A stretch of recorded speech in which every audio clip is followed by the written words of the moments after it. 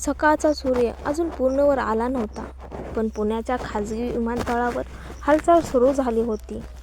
रुद्र देशमुख नेहमीप्रमाणे थंड, शांत आणि अधिकाराने भरलेला दिसत होता. पण आज त्याच्या डोळ्यात एक वेगळीच चमक होती. ती होती आदितीची काळजी आणि तिचं हरवलेलं हसू परत आणण्याची धडपड. आदिती रुद्रच्या बाजूला उभी होती. गेल्या काही दिवसाच्या भीषण अनुभवामुळे तिचं मन अजूनही घाबरलेलं होतं.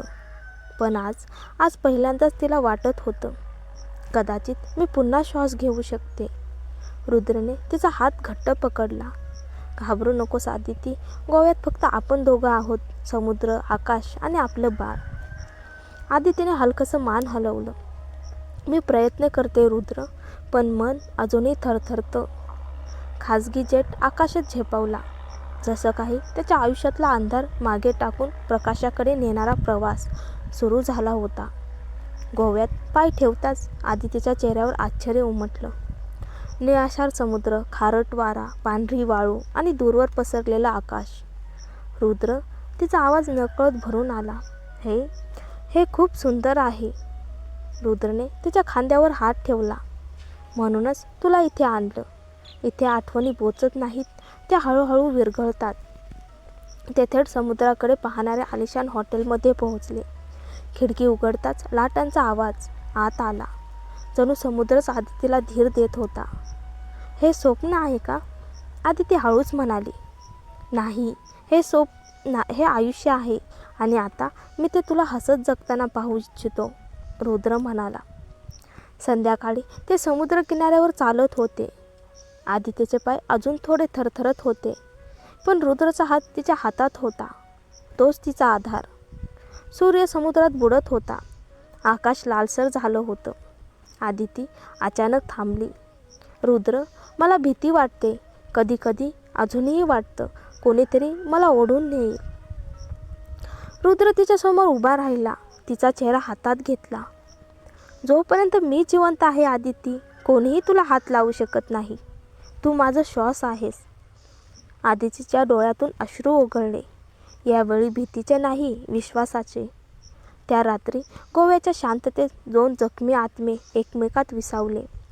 शारीरिक जवळीकपेक्षा जास्त ती मनाची आसरा देणारी जवळीक होती. दुसरीकडे देशमुख हवेलीमध्ये सुनैना आरशासमोर उभी होती. जड मेकअप, भडक कपडे. आज ती मुद्दाम वेगळी दिसत होती. आज रुद्रने मला पाहिलंच पाहिजे, ती स्वतःशीच पुटपुटली. घरातले नोकर कुजबुजत होते. ही पुन्हा सुरू झाली. मॅडम आदिती नसताना संधी शोधते. आणि तेवढ्यात रुद्र आणि आदिती परतले. आदितीच्या चेहऱ्यावर शांत, सौम्य हास्य होतं. ते पाहून सुनैनाचं काळीज जळालं. साहेब, मॅडम, सुट्टी कशी झाली? सुनैनाने बनावटी गोड आवाजात विचारलं. खूप सुंदर, आदिती हसत म्हणाली. रुद्रने सुनैनाकडे नीट पाहिलं.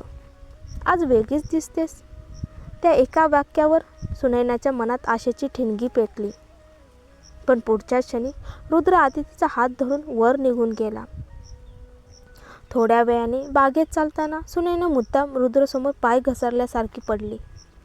ना, तिने वेदनेचा नाटकाचा आवाज काढला. काय झालं? रुद्रने विचारलं आणि तिला उभं केलं. ती आतून हसत होती. तो अजूनही मला दुर्लक्ष करू शकत नाही. पण घरातले सगळे नोकर पाहत होते आणि त्यांना सगळं कळत होतं. लाज नाही वाटत का हिला? मॅडम आदिती इतकी सोज्वल आणि ही? रुद्रने नोकरांना हाक मारली. सुनैनाला खोलीत घेऊन जा. तो आवाज थंड होता. काळजी नव्हे, फक्त जबाबदारी. सुनैनाचं मन मात्र अजूनही आशेवर जगत होतं. रुद्र देशमुख सुनैनाला तिथेच सोडून थेट घराच्या मागच्या अंगणात निघून गेला. त्या एका क्षणातच सुनैनाच्या मनातली शेवटची आशा तुटली. मॅडम, चला, मी तुम्हाला खोलीत नेते, घरकाम करणाऱ्या बाईंनी नम्रपणे सांगितलं. नको, मी स्वतः जाऊ शकते, सुनैना चिडचिडीतपणे म्हणाली.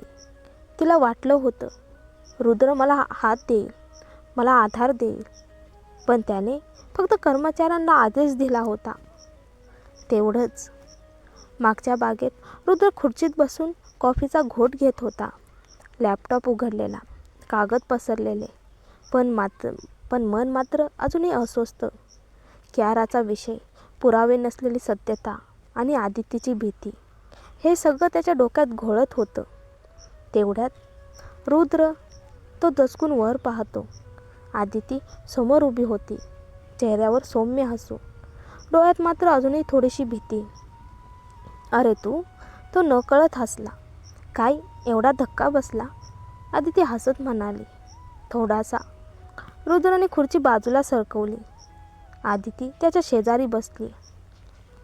"रुद्र?" आदितीचा आवाज हलका झाला. "कियाराचं काय? तिला शिक्षा होणार नाही का?" रुद्राने कप खाली ठेवला. "पुरावे नाहीत आदिती. मन मान्य करतं, पण कायदा नाही." आदितीच्या चेहऱ्यावर भीती उतरली. "मग ती परत?" "नाही," रुद्र ठामपणे म्हणाला. "ती आता धजावणार नाही. मी आहे ना." आदिती हळूच हसली. "मला माझ्या नवऱ्यावर पूर्ण विश्वास आहे." त्या शब्दांनी रुद्रचं मन थोडं शांत झालं. त्या रात्री आदिती लवकर झोपली. रुद्र मात्र अजूनही कामात गुंतलेला. मध्यरात्री आदितीची झोप मोडली. तिने पाहिलं, रुद्र अजूनही लॅपटॉप समोर बसलेला. ती शांतपणे जवळ गेली. "अजून काम बाकी आहे का?" तिने हळूच विचारलं. "महत्त्वाची मीटिंग आहे उद्या," रुद्र म्हणाला. "हा प्रोजेक्ट मिळाला तर कंपनीसाठी मोठं यश आहे."